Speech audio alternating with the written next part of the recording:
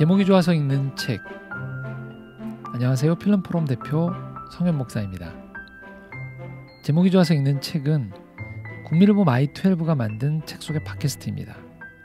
매주 한 권의 신간서적을 소개하고요. 기독교 신앙의 눈으로 다양한 분야의 책을 소개해드리는 시간입니다. 그것을 통해서 일상과 신앙의 다리를 놓아드리려고 노력하는 프로그램이고요. 바라기는 이 시간을 통해서 여러분이 삶과 신앙의 지평이 넓어지고 깊어지시기를 소망합니다.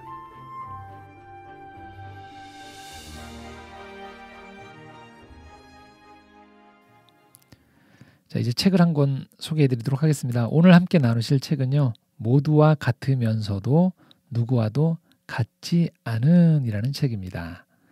성격에 대한 책입니다. 여러분은 성격이 어떠세요? 그리고 여러분 주변에 사람들의 성격은 어떠신가요? 자, 성격하면 아마 방송을 들으시면서 누군가가 갑자기 떠오르실 거겠죠. 그런데 여러분이 떠오른 그 누군가의 성격을 파악하는 기준이 뭔가요? 그냥 내 직관인가요? 아니면 그 사람과 관계를 맺으면서 나에게 이득이 되었느냐의 여부에 따른 건가요? 아마 제각기 좀 다르시겠죠? 대체로 우리는요, 주변 사람들의 성격 때문에 힘든 게 훨씬 많아요. 그리고 그건 심지어 자기의 성격에 대해서도 힘들어한다는 거죠. 자기 성격을 만족해하는 사람보다 성격을 바꾸고 싶어하는 사람들이 훨씬 많다는 것만 봐도 사실 성격은 바뀌기가 어렵고요. 좋은 성격을 갖는 것도 어렵다라는 것을 알 수 있어요. 그래서 이 성격에 대해서 집중적으로 연구한 대중적인 책 한 권을 오늘 소개해 드리려고 하는 것입니다. 제목은 누구와 같으면서 누구와도 같지 않은 이라는 책이고요. 부제는 성격 차이에 관한 과학이라는 책입니다. 자, 과학이라는 단어가 붙어서 혹시 어려울까 싶지만 어려운 책은 아닙니다. 자, 이 책의 저자는요, 세뮤얼 베런디스라는 교수님인데요. 캘리포니아 대학의 샌프란시스코 캠퍼스의 신경생물학 그리고 정신의학센터 소장이자 정신의학과 명예교수입니다. 이미 은퇴하신 분이란 말이죠. 컬럼비아 대학교 그리고 하버드 대학교 미국 국립보건원에서 정신의학과 신경과학을 공부한 전문가이세요. 그래서 이분은 미국 의학원과 미술예술과학 아카데미의 회원이기도 하고요. 200편 넘는 연구 논문도 쓰셨고 지은 책도 아주 많습니다. 거기에 특이한 건 아이들을 위한 시집으로 잠들기 전에라는 Before I Sleep이라는 시집도 내셨습니다. 현재 생존해 있으면서 캘리포니아에 거주하고 계신 분이에요.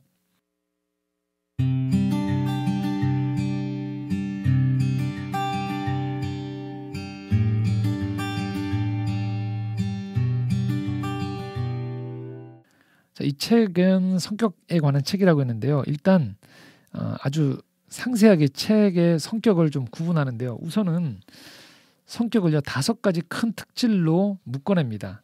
일단 외향성이냐 내향성이냐, 우호성이냐 적대성이냐, 성실성이냐 충동성이냐, 신경증적이냐 정서적 안정성이냐, 개방성이냐 폐쇄성이냐가 한 사람의 성격의 가장 큰 특질이다라고 얘기해요. 자, 외향성은요, 사교적이고 대담하고 아주 수다스럽고 활기찬 적극적인 성격을 기질을 말하는 거고요. 내향성은 소심하고 침묵하고 조용한 그리고 수줍은 사람들을 말합니다. 우호성은요, 온화하고 친절하고 협력적이고 신뢰하는 사람들, 관대한 사람들을 말하고요. 적대성은 차가운, 불친절한, 또 의심이 많고 인색한 사람들을 의미합니다. 성실성은요, 믿을만하고 현실적인, 헌신적이면서도 신중한, 그리고 충동적이라는 것은 비현실적이고 게으르고 산만하고 경솔하다라는 그 특질이고요. 신경증적이다라고 하는 것은 긴장된 그리고 불안정한, 또 흥분하고 초조한, 또 다른 편에서 정서적 그 안정성은요, 이완되고 안정된, 만족하는 그리고 편안한 상태를 말하고요. 개방성은 상상력이 풍부하고 호기심이 많은 그리고 창의적이고 세련된 사람들을 말하고, 폐쇄성은 상상력이 좀 부족하고 호기심이 없고 또 단순한 경우들을 의미합니다. 이것들을 높다 낮다로 구분하면서 일단은 우리 주변의 이 성향들을 이야기합니다. 그러니까 얼마나 외향성이 있는가, 우호성이 높은가, 성질성이 높은가, 신경증이 높은가, 개방성이 높은가가 성격을 파악하는 데서 아주 중요한 특질이다라고 얘기하고요. 이것이 조금 더 들어가 보면서 보면 전문가들이 이야기하는 그 미국 정신의학회가 이야기하는 정신장애 진단 및 통계 편람에서 이런 부분들이 문제가 될 수 있는 소지의 성격 유형이 있다라는 것들을 또 소개해주고 있어요. 10가지가 있는데요. 잠깐 설명해드리면 이렇습니다. 반사회성 유형이라는 게 있다는 거예요. 타인의 권리를 무시하고 침범하는 유형이고요. 회피성 유형, 사회활동을 억제하고 부정적인 평가에 대해서 과민한 반응을 보이는 거예요. 혹시 여러분이 여기에 해당되시나 한번 보실 필요가 있어요. 경계성 유형입니다. 대인관계, 자아상 이런 것들이 심하게 충동적인 유형이고요. 강박성적인 유형이 있다는 거예요. 정리정돈, 완벽성, 통제에 대해서 과도하게 집착하는 유형들. 들으시면서 막 떠오르는 사람 있으신가요? 또 의존성 유형인데요. 보살핌을 받고자 하는 욕구가 과도한 사람이에요. 이런 사람들은 순종적이고 너무 의존적인 행동을 보이고요. 히스테리성 유형이 있다고 합니다. 과도하게 감정적이고 관심을 끌려는 유형이고요. 자기애성 유형, 그러니까 자신에 대한 과대평가, 칭찬에 대한 욕구가 강한 사람이고요. 공감 능력이 떨어진답니다. 그리고 망상형, 편집성 유형이라고 하는데요. 타인의 동기가 악의적이라고 해석하면서 불신하고 의심하는 유형이랍니다. 그리고 분열성 유형은요. 사회적으로 고립되어 있고 정서 표현이 제한되어 있는 유형이고요. 분열형 유형, 분열성과 분열형을 좀 구분하는데요.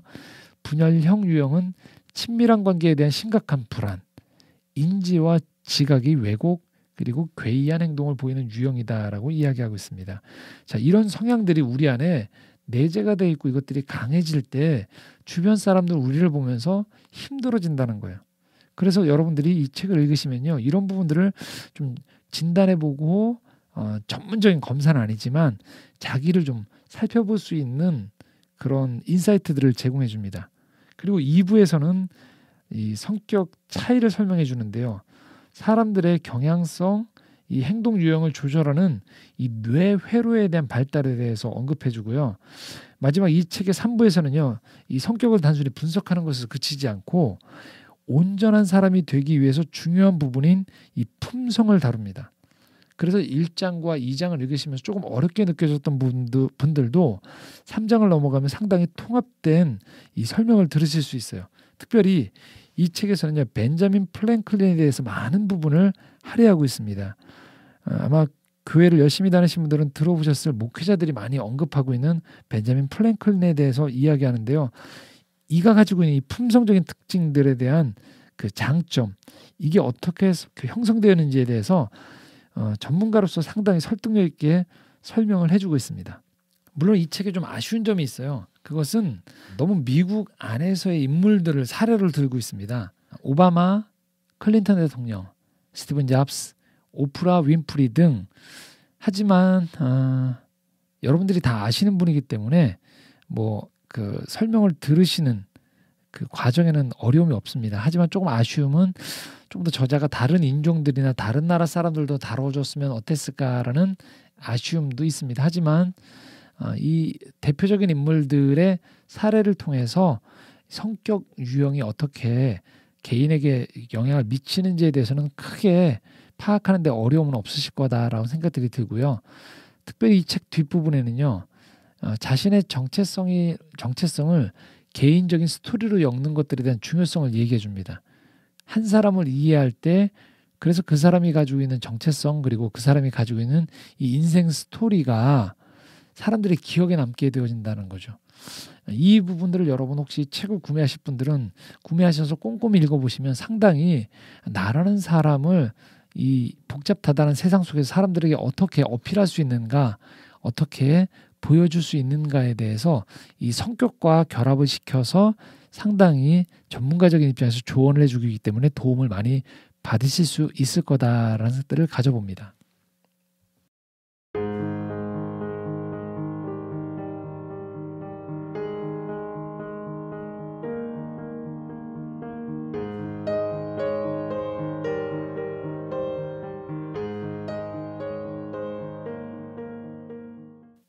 책 내용의 일부를 소개시켜드리는 시간인데요. 낭독의 시간입니다. 방금 말씀드렸던 이 통합하는 부분에 있어서 스토리 그리고 정체성에 대한 챕터를 일부만 발췌해서 여러분과 함께 읽어드리도록 하겠습니다. 스토리나 정체성도 시간이 지남에 따라 바뀔 수 있다.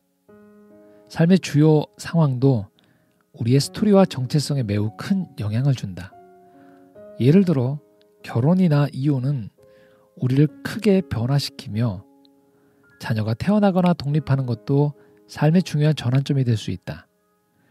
취업을 하거나 취직하는 것도 큰 변화를 일으킬 수 있는데 이것은 우리의 성격을 안정적으로 유지해온 환경적 요소들을 크게 뒤흔들기 때문이다.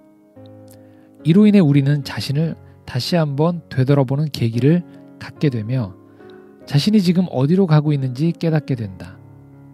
심리치료 역시 우리가 스토리를 수정하는 데 영향을 줄 수 있는데 사실 심리치료의 성공 여부는 전적으로 그 스토리를 어떻게 쓰느냐에 달려있다. 결국 여러분이 누군가를 오랫동안 주의 깊게 관찰했더라도 자신에 대한 그의 스토리나 정체성은 언제든지 바뀔 수 있다는 사실을 알아야 한다. 여러분이 아마 가장 관심 있어 하는 부분은 이보다 더 직접적이고 개인적인 부분에 관한 것이지 않을까 싶다. 즉, 여러분과 가장 가까운 관계를 유지하는 누군가가 조금 바뀌기를 바랄 수 있다. 그들의 일상적 행동이 여러분에게 더 만족스러울 수 있도록 조금이라도 변하길 희망하는 것이다. 여러분이 이런 희망을 품고 있다면 지금까지 이 책에서 배운 것들을 다시 한번 되짚어보는 것이 도움이 될 것이다. 지금 그 사람이 여러분의 신경을 거슬리게 하는 이유는 무엇인가? 그 이유가 여러분이 만든 그의 성격 구조와 잘 부합하는가?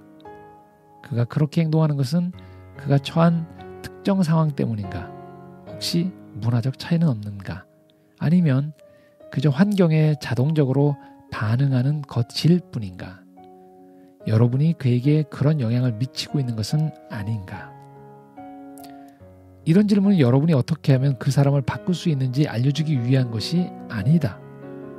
이 질문은 여러분이 그 사람을 더 명확히 이해하도록 돕기 위한 것이며 여러분이 마음에 들어하는 그의 특성과 그렇지 않은 특성을 더욱 뚜렷이 구분할 수 있도록 하기 위한 것이다. 그리고 또한 이제 조금씩 이해하기 시작했겠지만 이 질문은 여러분이 훨씬 더 그의 편에서 생각할 수 있도록 도와주기 위한 것이다. 그러나 이런 과정 속에서 진정으로 변하는 것은 아마 여러분이 그 사람과 관계하는 방식일 것이다. 사람과의 관계는 매 순간 변화할 수 있지만 여러분이 그 사람을 정말로 어떻게 생각하는지 그리고 그 사람과 어떻게 관계하고 싶은지를 먼저 파악하는 것이 그와의 관계를 개선하는 데 큰 도움이 될 것이다. 누군가를 제대로 이해하는 것은 단지 실용적으로 도움이 될 수 있다는 차원을 훨씬 넘어선다. 그들이 궁극적으로는 우리와 똑같은 존재라는 것을 깨닫는 것, 동시에 우리와 매우 다른 존재라는 것을 깨닫는 것은 그 자체로 큰 즐거움이다. 어쩌면 이것은 우리와 같은 세상을 공유하며 살아가는 사람들의 진가를 음미할 수 있는 최고의 방법인지도 모른다.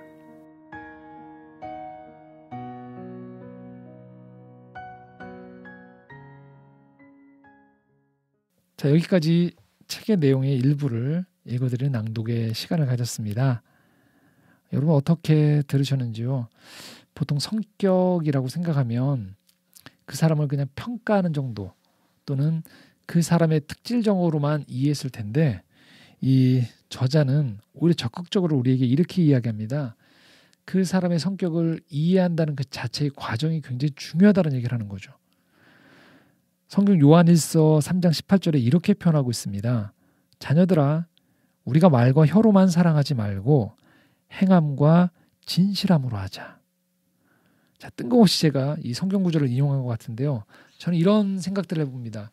목회자로서 많은 사람들을 만나면서 이런 경우들을 많이 보는 거예요. 말과 혀로만 사랑하는 거예요. 이건 뭘 말하느냐? 그냥 의지만 가지고 하는 거죠.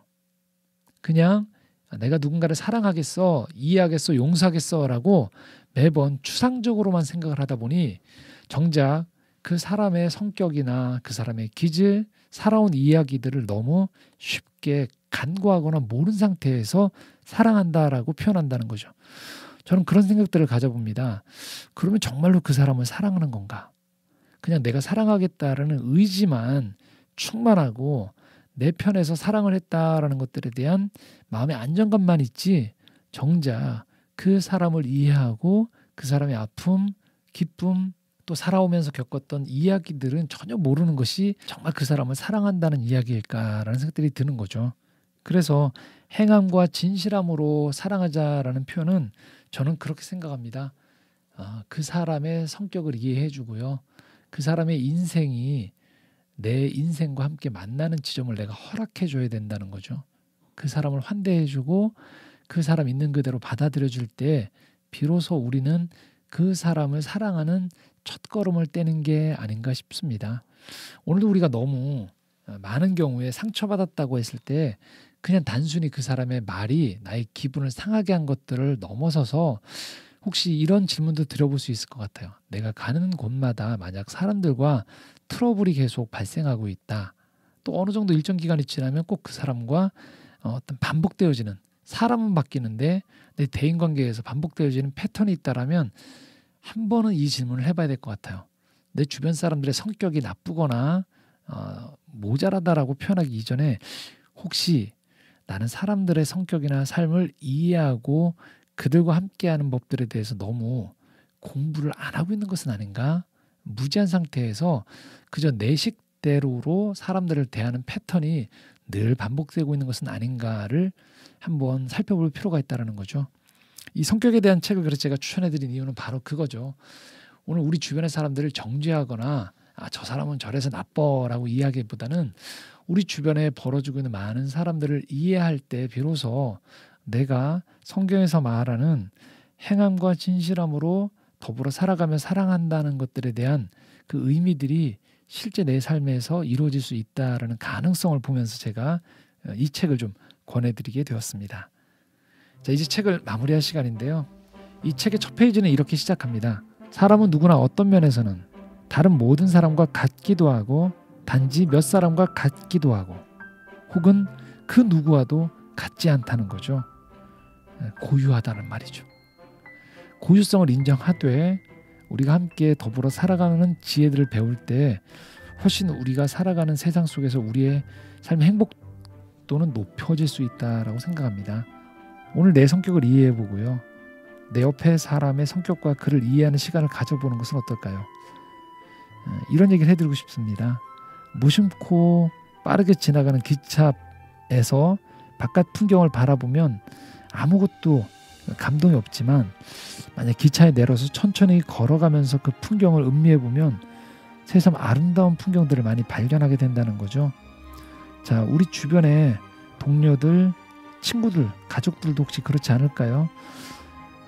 너무 빠르게 그 사람들을 판단하기보다는 우리 판단의 기차에서 좀 내려와서 천천히 걸어가면서 그 사람들의 성격들, 살아온 이야기들의 귀를 기울이다 보면 우리 주변 사람들이 내가 생각했던 것보다 훨씬 더 아름다운 사람이다라는 것들을 발견할 수 있을 거다라는 그런 제안을 좀 드려보고 싶습니다.